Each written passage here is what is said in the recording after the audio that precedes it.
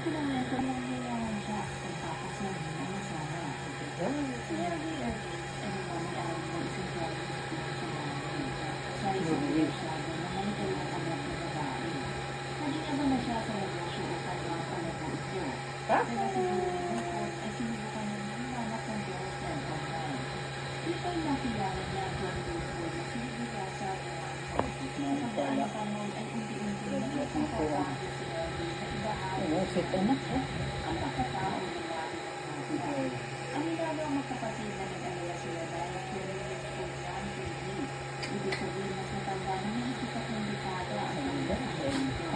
Hindi nila maiwasan na magtinda at magtinala dahil hindi nila maintindihan kung bakit ang halos kaedad nila ng Pilipina ay gusto mag-asawa na taong mas matanda sa kanila. Ang kanilang pagbibigay ay natapos ng sila mag-asawa kasama sa Pilipina sa Pilipinas.